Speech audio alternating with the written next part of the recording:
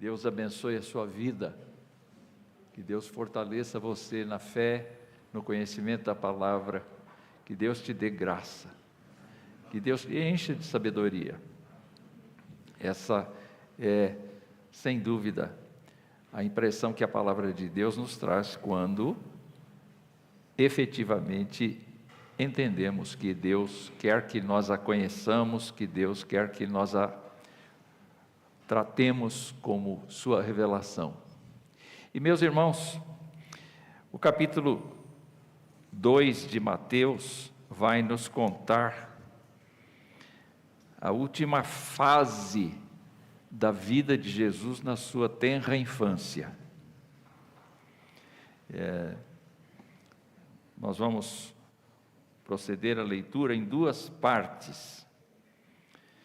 Tendo Jesus, primeiro versículo, nascido em Belém da Judéia, nos dias do rei Herodes, portanto, está dito a cidade onde ele nasceu, e onde e quando isto aconteceu, nos dias de Herodes o Grande. Eis que vieram os magos do Oriente a Jerusalém e perguntavam: onde está o recém-nascido rei dos judeus? Porque vimos a sua estrela no Oriente e viemos para adorá-lo. Ao ouvir isso, o rei Herodes ficou alarmado e com ele toda Jerusalém. Então Herodes convocou todos os principais sacerdotes e escribas do povo e lhes perguntou onde Cristo deveria nascer. Eles responderam: em Belém da Judéia, porque assim está escrito por meio do profeta: e você, Belém, terra de Judá, de modo nenhum é menor entre as principais de Judá, porque de você sairá o guia que apacentará o meu povo Israel. Com isto, Herodes, tendo chamado os magos para uma reunião secreta, perguntou-lhes sobre o tempo exato em que a estrela havia aparecido, e enviando-os a Belém, disse-lhes: vão e busquem informações precisas a respeito do menino, e quando o tiverem encontrado, avisem-me para eu também ir adorá-lo. Depois de ouvirem o rei, os magos partiram, e eis que a estrela que viram no Oriente ia adiante deles, até que chegando, parou sobre onde o menino estava. Vendo eles a estrela, alegraram-se com grande e intenso júbilo. Entrando na casa, viram o menino com Maria, sua mãe, prostrando-se o adoraram e, abrindo seus tesouros, entregaram-lhe suas ofertas, ouro, incenso e mirra, e tendo sido avisados por Deus em sonho para não voltarem à presença de Herodes, os magos seguiram por outro caminho para a sua terra. Nós vamos pedir que as crianças até 10 anos, essa é a idade, né? Até 10 anos, por favor, se dirijam para a sua sala, porque vamos ter uma mensagem adequada para elas.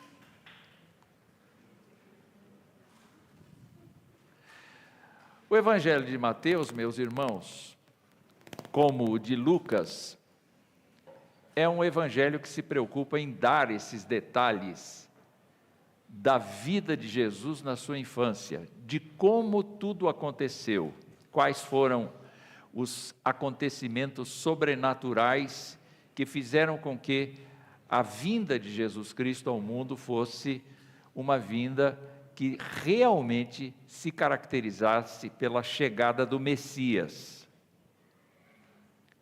Bebês nasciam sempre, mas esse não era um bebê comum. Nós vimos pelas mensagens anteriores que Deus precisou contar a Maria o que ele pretendia, Deus precisou contar a José o que ele pretendia. Deus convocou anjos para proclamarem esta verdade aos pastores no campo. E depois de Maria ter dado à luz a Jesus, nós entendemos pela palavra de Deus que eles foram ao templo templo fazer as suas práticas exigidas pela lei, foram apresentar sacrifícios de purificação para Maria e foram apresentar Jesus no templo como era objeto da lei, como era prescrito na lei, estabelecido na lei.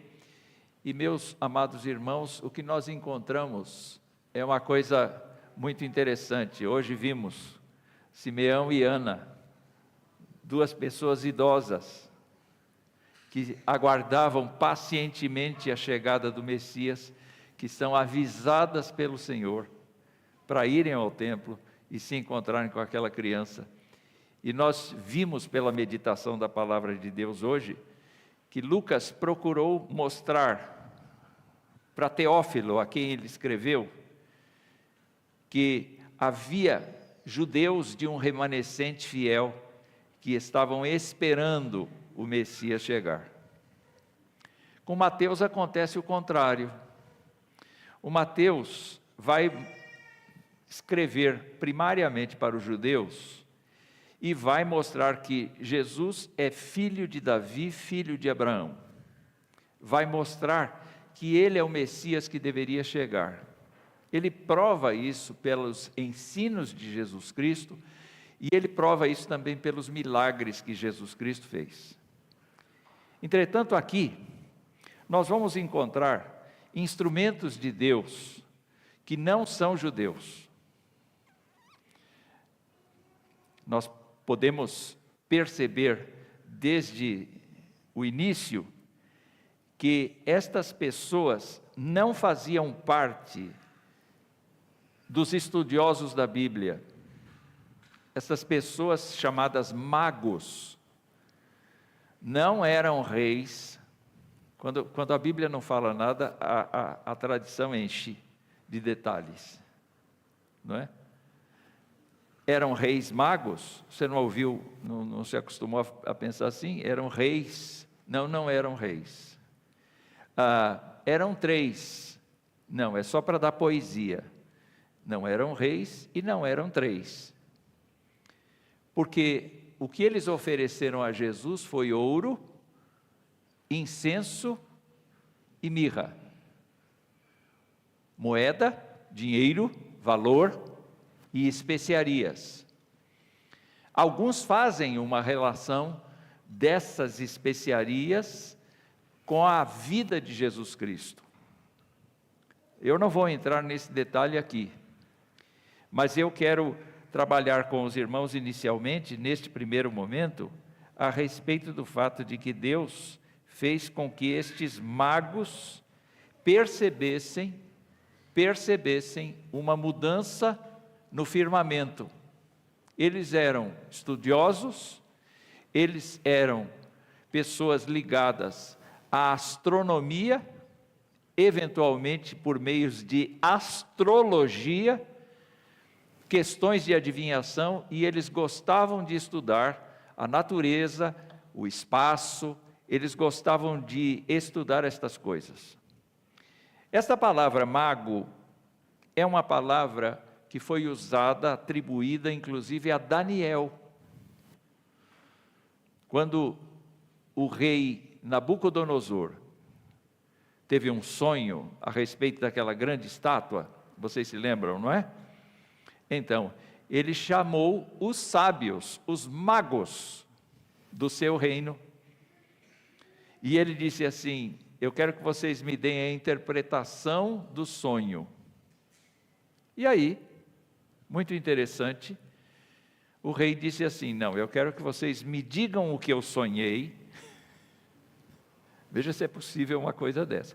Eu quero que vocês me digam o que eu sonhei, eu não vou dizer o que eu sonhei, vocês me digam e vocês me deem a interpretação do sonho. E eles disseram: rei, isso é impossível. A gente não está dentro do seu cérebro, não está dentro do seu sonho, a gente não sabe o que acontece. Se vocês não fizerem isso, eu vou destruir vocês. E a Bíblia nos conta então que Daniel soube disso, e Daniel foi até o responsável por eles e disse: dá um tempo para a gente. E ele convocou a turminha E ele orou ao Senhor. E o Senhor disse para ele sonhou isso. Vá lá e diga que é assim. E Daniel foi e disse, o senhor sonhou isso aqui. Pá, descreveu a estátua em detalhes. Agora eu vou dar a interpretação. E deu a interpretação. Então, Nabucodonosor ficou tão maravilhado com o que ele ouviu, que ele disse o seguinte, eu vou preservar a vida dos magos e vou tornar Daniel o chefe deles. Então nós podemos entender um pouco a respeito de quem são essas pessoas. Elas são pessoas consideradas sábias no seu país, elas são respeitadas por seus ensinos, elas são pessoas que efetivamente têm a possibilidade de olhar para as profecias antigas. Muito provavelmente, estas pessoas são da Mesopotâmia, região onde a comunidade judaica já era grande, mas também onde as profecias, especialmente as profecias relacionadas com Daniel, com outros profetas, foram objeto de algum estudo deles. É possível que isso tenha acontecido. Nós não estamos afirmando aqui que era assim, mas nós podemos inferir que eles tinham uma visão diferenciada da população em relação aos eventos. E esse evento é marcante porque diz a Escritura que eles viram a estrela do rei dos judeus no Oriente. Um evento que nós não podemos precisar se é científico ou se é sobrenatural. Não há margem para discutirmos isso aqui. O que existe é que Deus, por sua graça, mostrou no painel do céu alguma coisa que tocou no coração daqueles gentios de longe,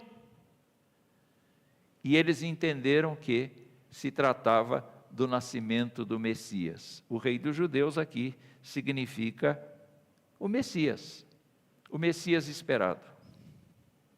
E meus amados irmãos, é interessante ver que se eles têm esta visão, se eles são encorajados a sair do seu lugar,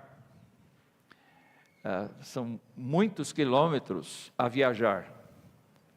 Eles viajariam à noite, por conta do fato de que era muito quente durante o dia. A região desértica era muito difícil de atravessar durante o dia.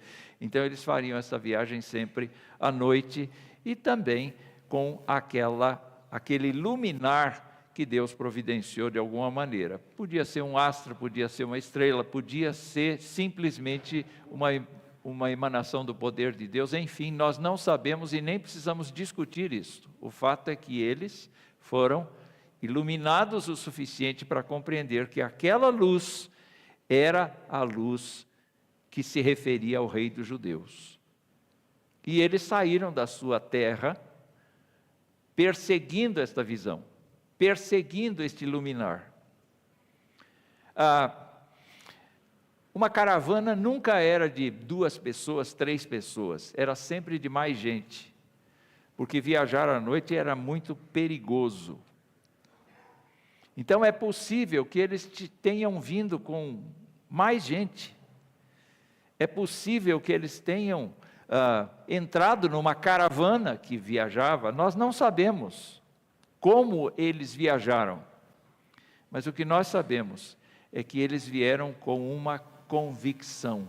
Deus plantou no coração deles uma convicção. E onde é natural que eles vão? Que eles se aproximem, que eles cheguem em primeiro lugar, na capital do reino. A capital do reino é Jerusalém. E eu posso imaginar que eles chegam e eles começam a perguntar para as pessoas: onde é que está o rei dos judeus? E eles fazem uma reviravolta em Jerusalém. Diz o texto no versículo 3 que o rei Herodes ficou alarmado e com ele toda a Jerusalém. A cidade não sabia ainda de Jesus.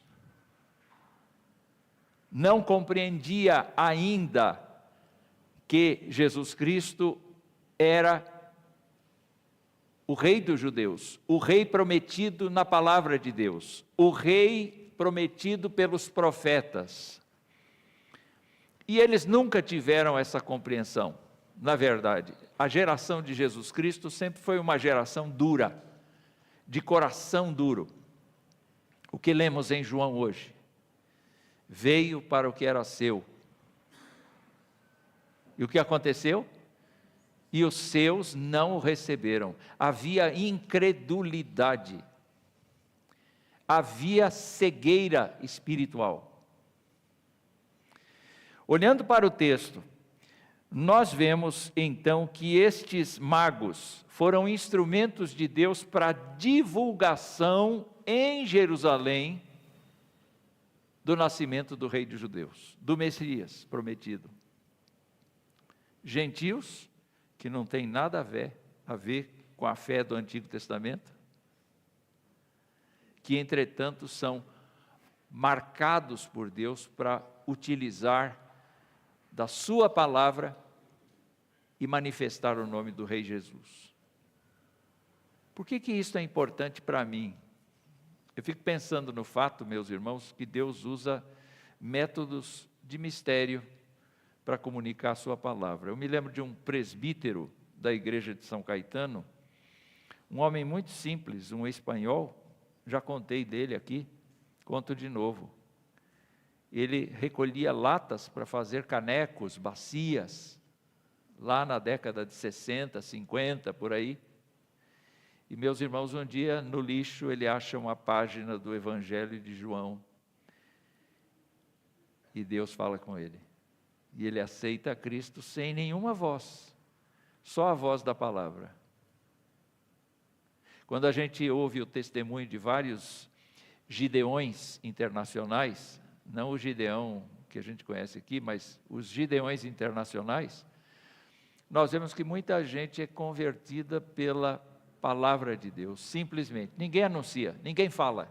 A pessoa lê e a pessoa é transformada pelo poder de Deus. Deus usa instrumentos que nós não esperamos. Os magos são esses instrumentos. E a Bíblia diz que eles vieram com um objetivo. Vimos a sua estrela no Oriente, viemos para adorá-lo.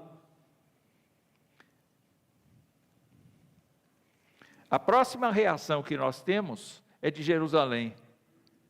Como é que Jerusalém e como é que Herodes reagem?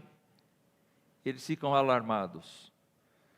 Quando você estuda a pessoa de Herodes, Herodes foi um homem que conseguiu se impor diante dos judeus. Ele era idumeu. Ele era do povo que não deixou Israel passar lá no deserto. Ele não era uma pessoa aceitável diante dos judeus. Mas ele conseguiu o favor de Roma para governar a região da Judéia, da Samaria, da Galileia e outras partes. Ele ficou no trono de mais ou menos 37 a.C. até 4 a.C., 33, 34 anos de governo. Ele foi um homem que matou a sua família, vários familiares seus, não toda a família, mas vários familiares seus, para que eles não usurpassem o seu trono.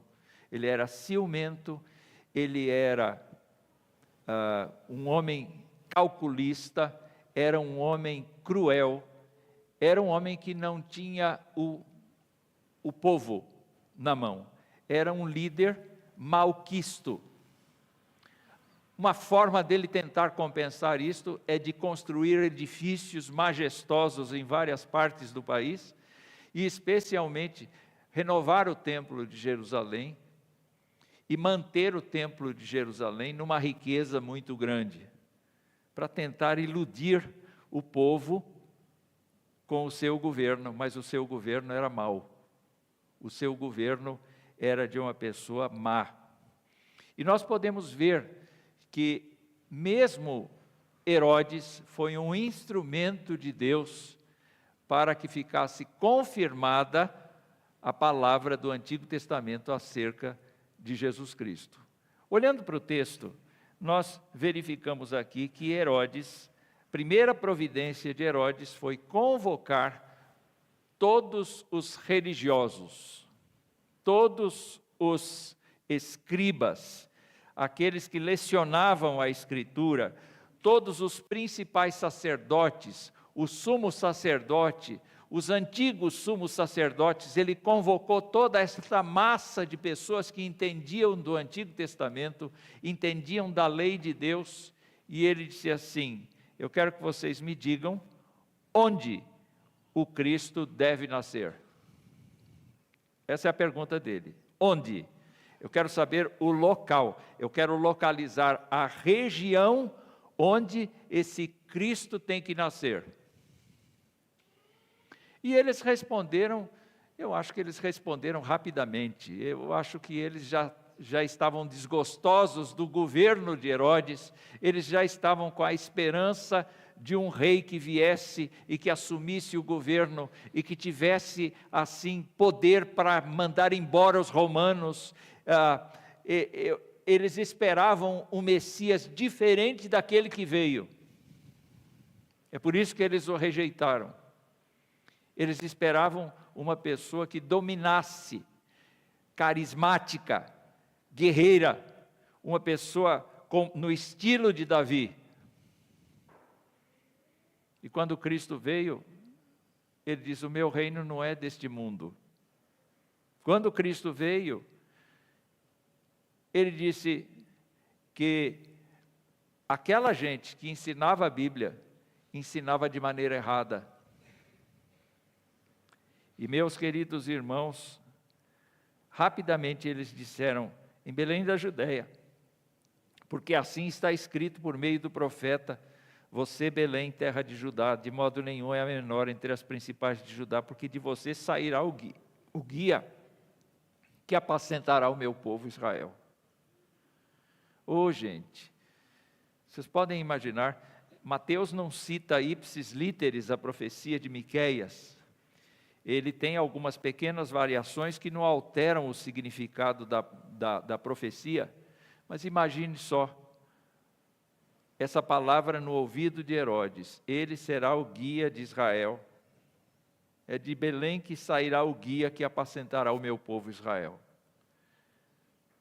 Cresce em Herodes o sentimento de que ele precisa exterminar essa pessoa. E Deus permite. E Deus permite.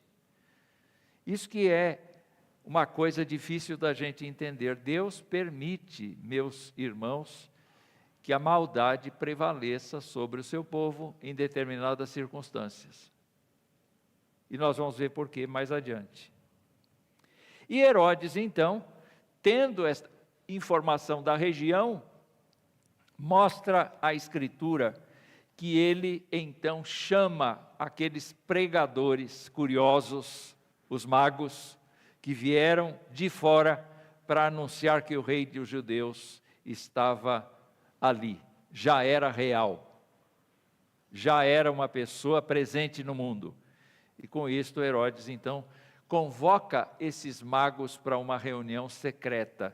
É interessante que o texto diz, para uma reunião secreta. E agora, ele vai estrategicamente perguntar outra coisa. Olha como é sutil a coisa. Ele primeiro perguntou: em que região ele vem? Os judeus disseram, mas ninguém foi procurar, ninguém foi visitar Belém para saber se Jesus estava lá. Eles simplesmente responderam. Eles eram, assim, leitores de Bíblia que dizem assim: tá bom, eu li, nada acontece, nada modifica, não vou seguir, não vou andar, não vou fazer.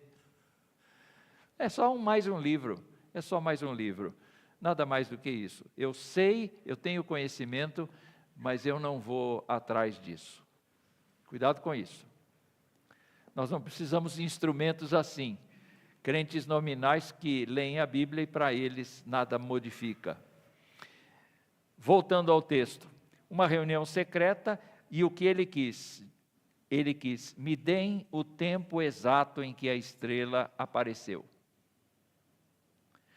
Porque aí você tem que somar a época que a estrela apareceu com o tempo de viagem deles, com o tempo dessa presença deles em Jerusalém, e você tem então que somar a isso algumas outras coisas.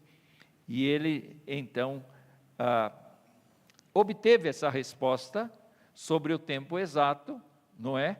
E lá no versículo de número 16, está dito que Herodes acabou mandando matar todos os meninos de Belém e de todos os seus arredores, de 2 anos para baixo, conforme as informações que havia recebido dos magos a respeito do tempo em que a estrela havia aparecido. Então vocês percebem que a estrela não apareceu no dia que Jesus nasceu, necessariamente. A estrela não apareceu antes. A estrela pode ter aparecido simultaneamente, pode ter aparecido depois. Isso não é importante para a gente. O que é importante é saber que Deus deu seu testemunho por meio desta visão a eles. E eles foram obedientes ao Senhor, viajando, indo atrás, porque eles tinham o objetivo de homenagear, adorar esse rei. O texto diz que então Herodes os enviou a Belém. Vocês vão até Belém. E ele disse mais: vão e busquem informações precisas a respeito do menino. Jesus já é um menino, ele não é um bebê. Ele já cresceu um pouquinho. Talvez seja de meses, talvez ele já tenha virado 1 ano de idade. E os pais dele já se fixaram em Belém. Antes eles eram de Nazaré, eles vieram para Belém, e em Belém havia um grande centro de carpinteiros. Possivelmente José arrumou trabalho lá, foi para uma casa, e a partir disso então começou uma vida normal, até que de repente eles receberam uma visita estranha, não é? De sábios do Oriente que vieram ver o menino.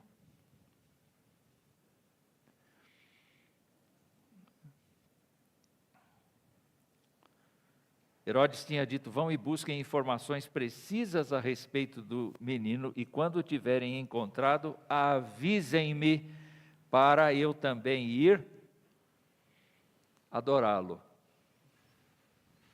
Estratégia diabólica. Ele sabe da região, ele sabe o tempo de vida que a criança tem, mas ele não sabe quem é, não sabe onde está, e o que ele tem em mente é matar Jesus.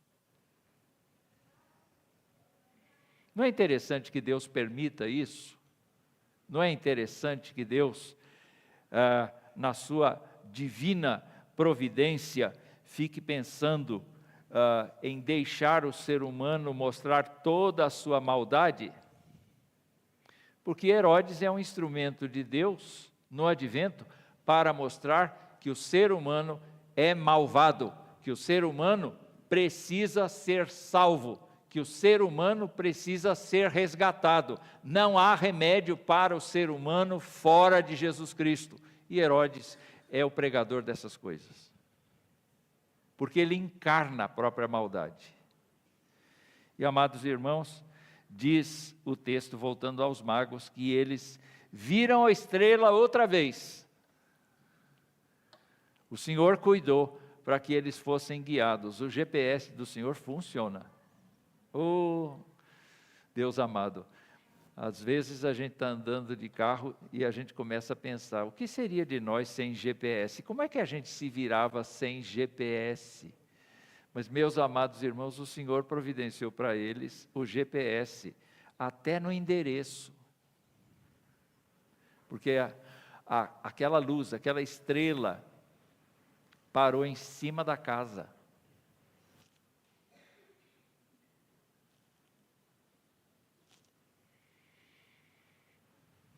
Está imaginando?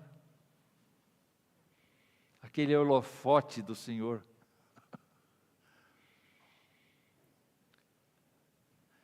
E aqueles homens entram na casa muito contentes. A Bíblia diz que eles, vendo a estrela, alegraram-se com grande e intenso júbilo. E entrando na casa, viram Maria, José e a criança, é isso? Não, eles viram o menino. Mateus faz questão de colocar sempre o menino na frente, porque o menino é mais importante que a sua mãe. Desculpem as mamães aqui.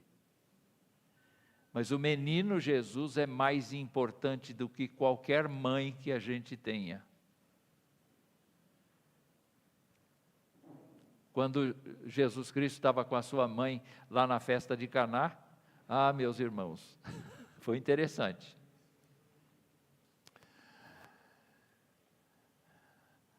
Ela quis revelar toda a sua preocupação. Eles não têm mais vinho. E Jesus disse assim, mulher, não é chegada a minha hora ainda.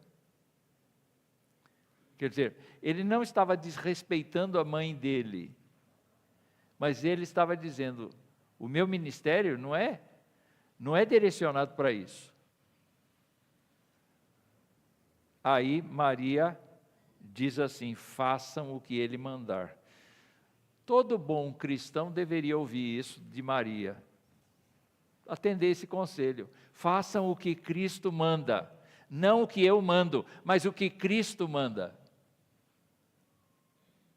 E queridos irmãos, eles entraram, viram o menino com Maria, sua mãe. É claro, era um menino pequeno ainda.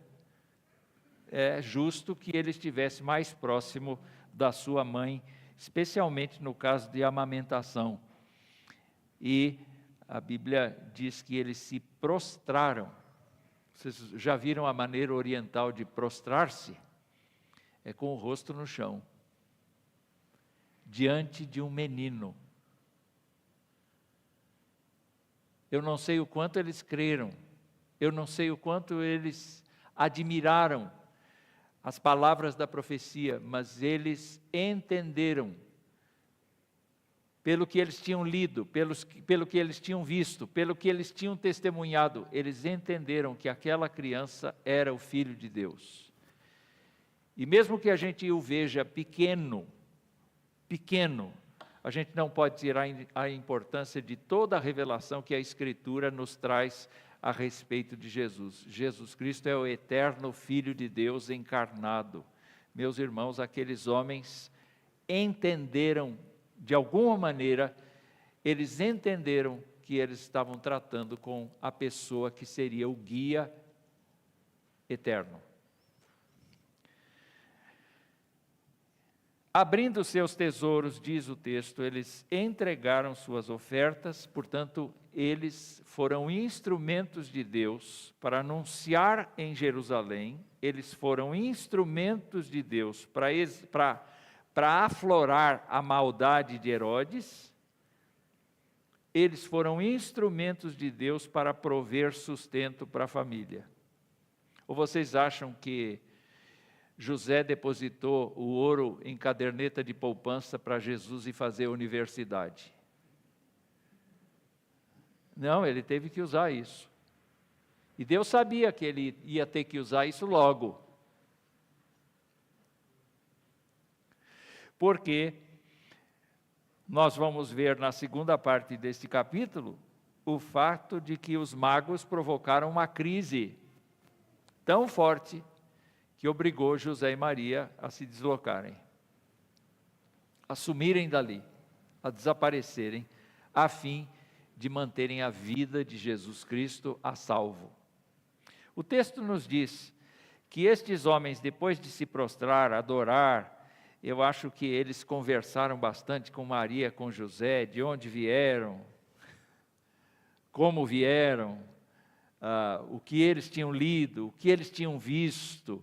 Eu acho que José e Maria ficaram encantados com o testemunho deles, porque o texto é bem resumido. Mateus faz questão de resumir muita coisa, mas é impossível que eles não tenham conversado ali umas boas horas a respeito de tudo quanto Jesus Cristo representava. E a Bíblia nos mostra que, tendo sido avisados por Deus em sonho para não voltarem à presença de Herodes, os magos obedeceram ao sonho.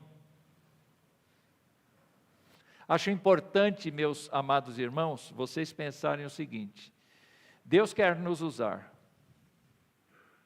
Deus revela a sua vontade por meio da sua palavra e utiliza vários mecanismos para que o nosso cotidiano seja guiado pelo Senhor. Deus deseja que cada um de nós absorva aquilo que Ele revelou. Deus quer de nós que nós tenhamos isto sempre como prioridade na nossa mente e nós executemos as nossas tarefas de testemunhas do Senhor. Nós existimos como cristãos para ser testemunhas da glória de Deus. Nós não existimos como cristãos para ter riqueza neste mundo. Nós não somos filhos de Deus para termos sucesso empresarial, intelectual, qualquer coisa neste mundo. Nós somos pessoas a quem o Senhor convoca para sermos testemunhas da sua glória. Os magos foram. Os magos foram. Aí nós lemos a partir do verso de número 13, o que aconteceu em seguida. Os magos foram embora, um anjo do Senhor apareceu em sonho a José e disse: levante-se, tome o menino e a sua mãe e fuja para o Egito. Provavelmente esse recado foi logo que eles saíram da porta. Provavelmente foi na mesma noite, depois daquela visita, em que eles estavam supridos com ouro, incenso e mirra, que o anjo chegou a eles e disse. E José, que já tinha obedecido quando Deus revelou a ele o plano sobre Maria, não teve dúvida, ele foi para o Egito, tomou de noite o menino e sua mãe e partiu para o Egito. O Egito, naquele momento, era uma colônia romana, era um lugar onde a presença dos judeus era incentivada. Até templos foram construídos ali, e era um lugar ameno, tranquilo, era um lugar abençoado, vamos dizer assim. O Egito não era o Egito da escravidão do povo de Israel agora. O Egito era uma colônia de Roma, e nós temos várias cidades ali, como Alexandria, por exemplo, como outras cidades que abrigavam bastante judeus. Foi fácil para eles encontrarem um lugar, foi fácil para eles encontrarem um trabalho para José, a fim de que sustentasse a sua família. Mas não tem dúvida alguma que eles empregaram aquilo que eles tinham ganho, viajando, fugindo. E essa é uma coisa interessante. O Senhor Jesus Cristo disse: quando vos perseguirem numa cidade, fugir para outra. Fugir nem sempre é uma covardia. Fugir é uma boa estratégia do Senhor, às vezes. E nós devemos pensar, então, que estando lá, não havia internet, irmãos. Como é que não havia a Gazeta do Povo, não havia a Folha de São Paulo, não havia essa comunicação? Como é que José ia ficar inteirado da política de Israel? O Senhor tratou de ser o noticiário. o Senhor tratou de comunicar a ele o tempo exato. Diz aqui que ele, então, ficou lá enquanto Herodes vivia. Enquanto isso, Herodes, no fim da sua vida, magoado, enciumado, cheio de dúvidas, cheio de desconfianças, não aceitava com facilidade as pessoas ao seu lado, estava ficando solitário. Ele decidiu pela matança das crianças até 2 anos na região de Belém e toda a volta de vilas. Alguns exageram os números, mas numa região onde convivem mais ou menos umas 4.000 pessoas, você pode estimar aí que tem umas 15, 20 crianças recém-nascidas até 2 anos. Mas ele mandou matar todas. E Mateus, então, se lembra da profecia de Jeremias. Ouviu-se um clamor em Ramá, pranto e grande lamento. Era Raquel chorando por seus filhos e inconsolável porque eles já não existem. A referência muito possivelmente seja Raquel, mulher de Jacó, aquela mulher que ele amava, porque ela foi sepultada exatamente naquela região. Viram o que ele foi capaz de fazer? E Deus permitiu que ele fizesse isso. Mas não permitiu que ele tocasse no seu filho. Porque o seu filho tinha a missão de nos salvar. O texto nos diz que Deus esperou pacientemente o dia em que ele recolheu Herodes. Deus não fez nada com Herodes, não o incitou ao suicídio, ele morreu, mas morreu de uma maneira, os historiadores contam que ele morreu de doença nojenta. Sabe, tem gente que morre limpinho, né? Tem gente que morre limpinho. O câncer está lá devastando tudo por dentro, mas a pessoa está bonitinha. Mas tem gente que morre de uma maneira horrorosa, com feridas, com coisas assim muito purulentas, muito feias. Herodes morreu assim. E José tinha a intenção de voltar para Belém, porque lá ele tinha começado a criar sua família, mas ele foi informado pelo Senhor. Interessante, não é? O jornal do Senhor funcionou direitinho aqui. Então ele disse assim: porém, ouvindo que Arquelau reinava na Judéia em lugar de seu pai Herodes, teve medo de ir para lá. Arquelau foi pior que o pai.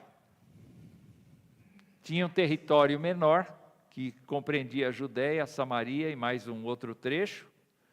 Entretanto, ele foi pior que o pai. Então José, que tinha a intenção de morar em Belém, foi avisado pelo Senhor para não ir para lá mais. E o texto termina dizendo que, avisado por Deus, verso 22, avisado por Deus em sonho, José foi para a região da Galileia e foi morar numa cidade chamada Nazaré, que era a cidade natal deles. Ele voltou para um lugar bonito, montanhoso, bem montanhoso, onde Jesus teve liberdade de crescer, de se fortalecer no espírito, de ir para a sinagoga, de aprender a ler. Deus o protegeu neste lugar muito simples, muito simples. Nazaré é muito simples. E ele, então, foi criado ali, aprendeu o ofício do pai, e nós sabemos por Lucas que aos 12 anos ele foi ao templo e ele já tinha o conhecimento de que ele era filho do Senhor dos Exércitos. Provavelmente José e Maria não esconderam nada dele acerca da sua vinda. Meus irmãos, os magos foram instrumentos da graça de Deus para comunicar a chegada do Rei dos Judeus. Nós somos os instrumentos de Deus para dizer que Jesus Cristo veio ao mundo para salvar os pecadores. Nós devemos olhar para este episódio todo e ver que o diabo vai estrebuchar. Não vai querer que isto aconteça. Ele não vai querer que da nossa boca saia a mensagem do Evangelho. Ele vai querer que nós não preguemos. Ele vai querer que nós sejamos crentes acomodados.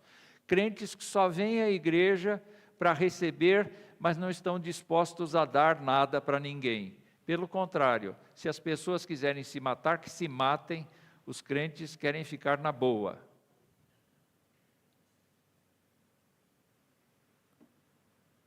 Mas o Senhor cuida de cada detalhe. O Senhor cuidou do sustento de José e Maria, da família.